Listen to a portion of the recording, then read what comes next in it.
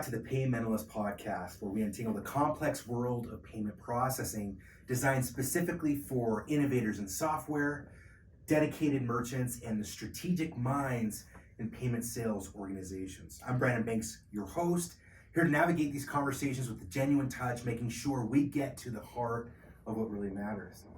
Today, we're zeroing in on a topic that's on everyone's mind, but often gets overlooked until it's too late, and that's fraud prevention. It's that critical piece of the puzzle every payment strategy needs, not just to include, but to prioritize. And to help us navigate these tricky waters, we've got Brady Harrison back with us from Kount. Brady's not just another expert. He's on the front lines with Kount, a name that's become synonymous with leading edge fraud prevention. His insights, they're not just valuable, they're essential for anyone looking to safeguard their operations and keep fraudsters at bay. We're here to empower our listeners with the knowledge, the tools, and the confidence to fortify their payment strategies. And with Brady's expertise, we're diving deep into what it takes to stay secure in a world where credit card fraud is a consistent threat.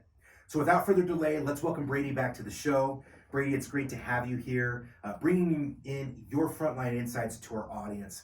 And so for context and understanding, I think it's essential we begin by talking about some of the recent evolution in fraud prevention. And so I would ask, how has the concept and execution of fraud prevention changed over the years with advancements in technology, especially with the rise of machine learning and AI? Yeah, so it really started in the initial days with people going online and these kind of expert-based systems of like, if X, then Y kind of decision matrices. This is where you kind of get some old school folks where they're looking at, does the billing address match the shipping address? What product are they buying? This is a pretty effective solution, but it requires a lot of work. Kind of in the mid-aughts, or kind of like the early 2010s, we really saw people lean into machine learning or algorithmic-based scoring, and then ultimately into a pure play, unsupervised and supervised machine learning. That's been the real differentiator historically. The real shift now is that we're seeing bad actors are using fraud on the offensive side rather than just providers using AI and machine learning on the defensive side. Really excited about some generative AI, right? How does that impact? That's really going to be the next step forward. But ultimately, these models are just math. And I think the better data will win long term. What is actually working in the field is mainly, in my experience, based on who has more and better data, different regions, different geos, different verticals to kind of effectuate a fraud strategy versus, just a really fancy mathematician, right? When the rubber meets the road, I think it's really going to come down to data, barring some paradigm shift in, machine learning theory. Brady, can you share some examples of how machine learning algorithms have been successful in detecting new and evolving fraud patterns that were previously difficult with traditional approaches? Yeah, the cool bit is the combination of these kind of really micro parts of the decision surface can have pretty large impacts on how risky we think that event actually is. Small enough over a large enough data set that it's really hard for human comprehension, right? You cannot analyze 1 million transactions at the same time, but a machine learning algorithm does fairly easily. That, with some labels combined with some unsupervised, what's actually happening today, right? The real risk with historical approaches is you have to wait for the bad to happen, then redesign your strategy based on that. And that lag time creates challenges because you may miss that, right? It's a two-player game. The next step of what we're really seeing is, can you incorporate unlabeled or unsupervised network linking connection data and do so in realistic timeframes. If you're looking at yesterday's transactions, that can be helpful. You might not have fraud labels, but the most interesting stuff is what just happened. What happened 2 seconds ago, 5 seconds ago, 1 second ago? What happened across the world 1 second ago with the same identity? That's the real level up that we're seeing from a data perspective of what do we know is risky, and then how do we combine those supervised features with unsupervised, anomaly linking analysis to provide, what we can be fairly confident is like, hey, we think this is risky because anomalous stuff is happening, and then we know it's risky because we use some supervised label. That's the real next junction, is more data, which I think is coming down the pipe as some stuff comes into fruition, combined with some feature engineering to look at, what is happening today, and then incorporating that into your policy, versus the old world, wait for bad to happen, do a bunch of analysis. You might miss something obvious that machine learning could pick up, and then you're fighting last year's war versus what's actually happening today. Okay. Let me ask you this, Brady. There's quite a few companies in the space that specialize in helping businesses with their commerce in terms of fraud prevention. And I would assume some have some other, varying methods and technologies that combat and fight fraud. And so for a merchant who is new or maybe experiencing this particular issue, what are some of the I guess the key elements and differentiators that they need to look for in a fraud partner that's going to give them the best ability to detect and prevent fraud and set their business up for success? Yeah, so I think the key part of it is you want someone who's quarterly invested in your business and your success, right? Aligned incentives, number one, right? Meaning, hey, they want to provide high quality fraud prevention and maximize your revenue and throughput because you have aligned incentives in that perspective. Second, make sure that they're not just stitching together a bunch of solutions, right? That they are innovating in-house. If they have device technology, is it theirs? Do they buy it from someone else? Right? There are some supply chain attack issues that can occur if you're cobbling together a bunch of third-party data solutions versus natively in-house building email risk analytics, device data analytics, velocity, linking, versus piecing together some other stuff. One, that they're going to be a little more sustainable. Two, the security stability is going to be generally a little better because you're, in that world, imagine you have a Lego house and they're building based on a bunch of other people's tools. And if, one of those other businesses fails, gets acquired, that can cause kind of havoc versus individually developing their own stuff. That stuff has to be good, right? If you really want to dig into it, see what their patents are like, see what their big customers are like to see who's really getting it done. And so those are the big 3 points of investigation, right? Are our incentives aligned? Are they innovating and building their own stuff, right? Some people, it works if you're, sometimes it works if you're, putting stuff together and cobbling kind of a situation versus are you in-house innovating and then investing. The one other interesting point, see how many people with PhDs are working on their machine learning, right? What is the intellectual firepower in investment in data analytics, machine learning, right? If they're like, oh yeah, we're the machine learning based tool, go on LinkedIn and see how many data scientists they have and what their credentials are. Not huge on credentialism, but that will show investment in the space versus it's a tack on where they're like, buy a model off the shelf, jam some data into it and go, versus some real desire and expertise to build things in-house. All right.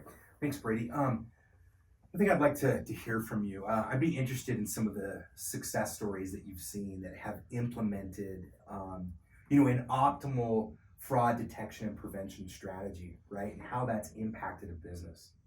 Yeah, so it's key that there are different parts of the journey, and we have people go through kind of a normal life cycle where they come to us initially because they have third-party payment fraud.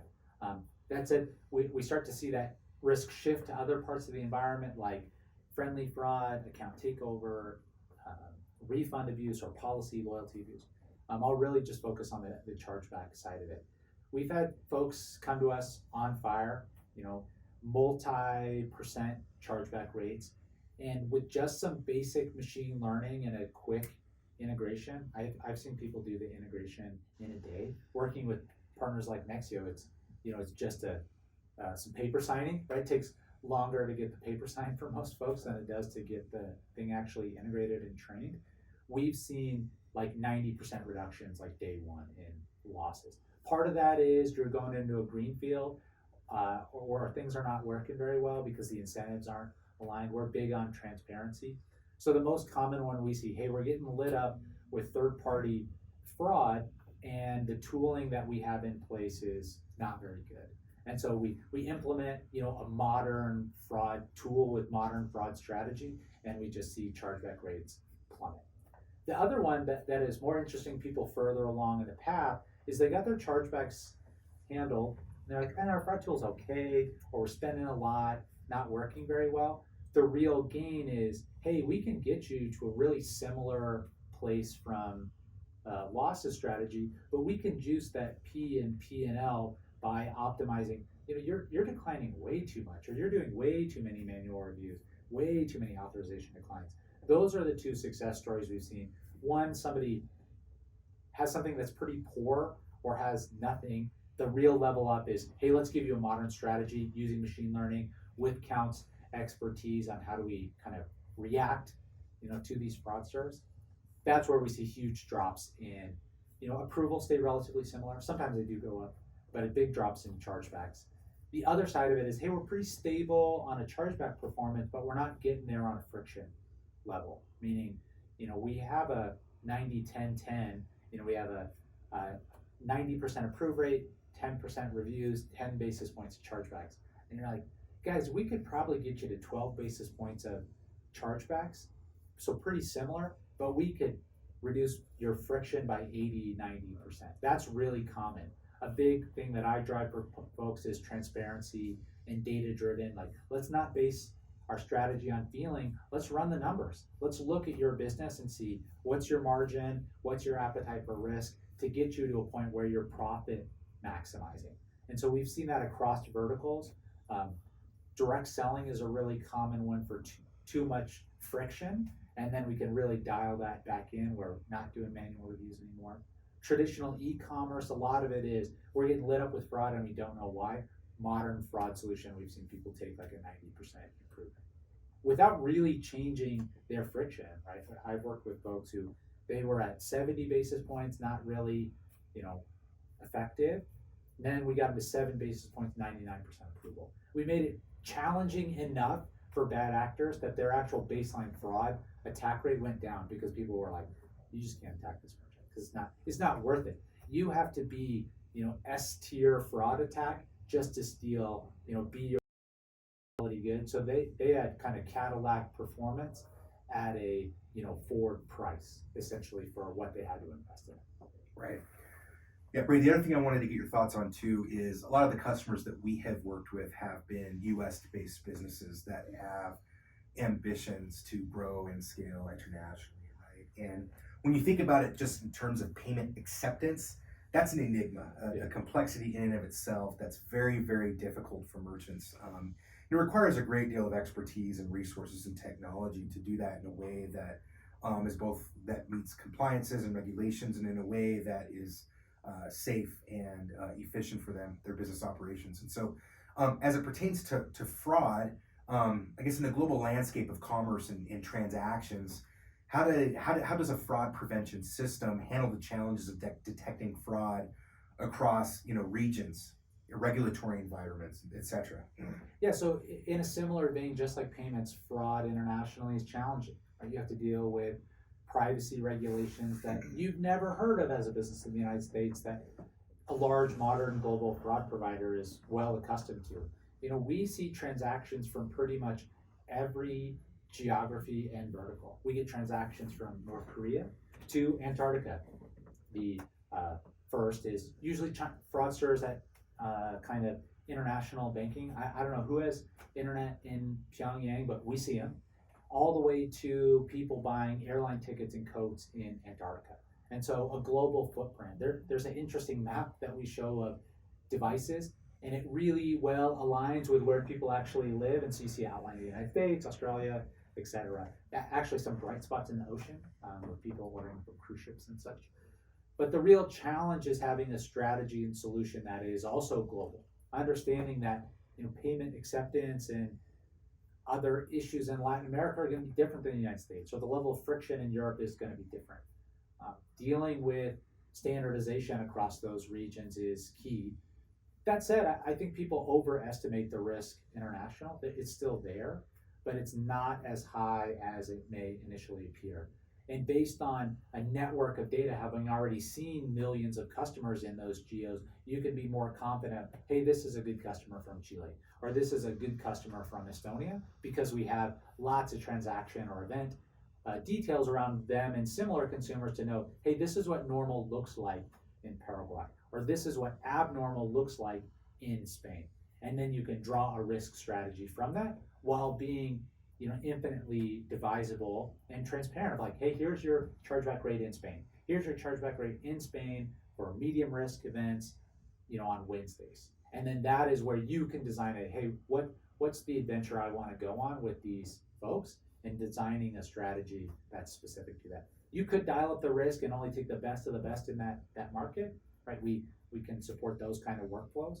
Or we can say, hey, let's go into the market, take a really conservative approach of we're only going to stop the worst of the worst, then dial up as needed without code change.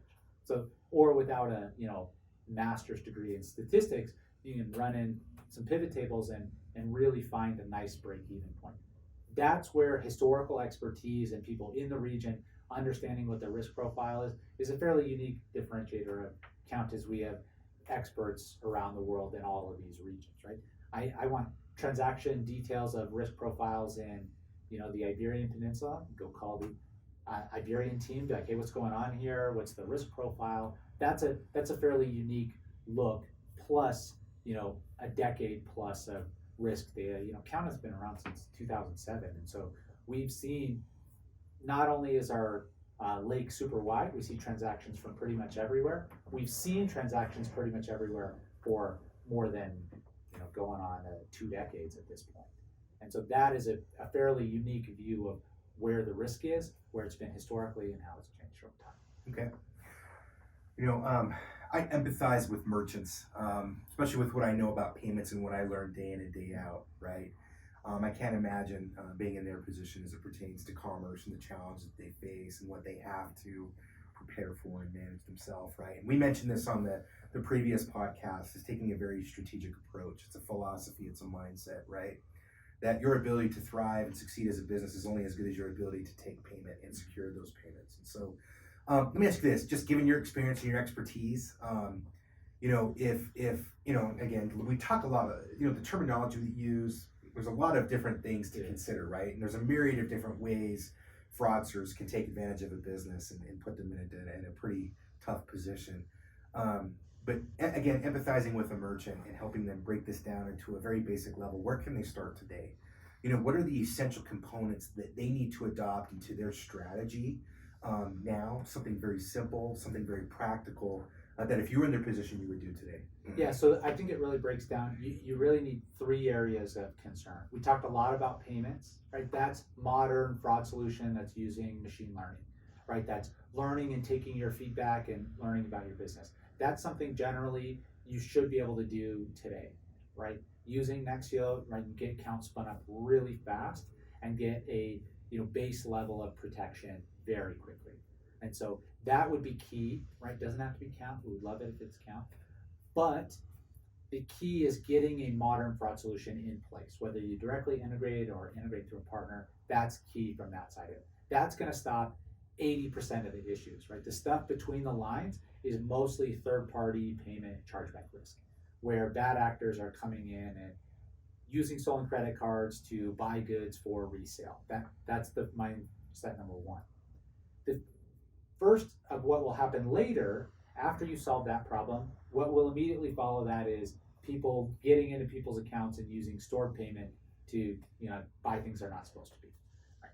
Where I get into Brady's account, use Brady's stored credit card, and then make a purchase where I should be.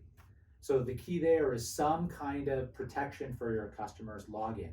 It could be as basic as multi-factor authentication, called MFA, right? If you see somebody log into 50 different accounts from the same IP, tell them to confirm via email. That's a really low-cost, easy way to do analysis, right? And then say, hey, that'll prevent people from getting into accounts they're not supposed to be in. If you have real challenges, that's where you implement more robust controls around the login process. That'll take care of the other 20% of disputes you'll see, of securing that payment ecosystem. Those 2 things together will do a lot to improve the quality of your merchant account as well as just reduce losses, right? 99% of consumers will never know these two things exist, but that's where like 80% of the losses come from. Usually, most customers are like 80% losses are fraud and can be dealt with those kind of two strategies. The remainder is, what's our strategy after the transaction, right? The dispute has maybe happened or happening, what is our strategy there?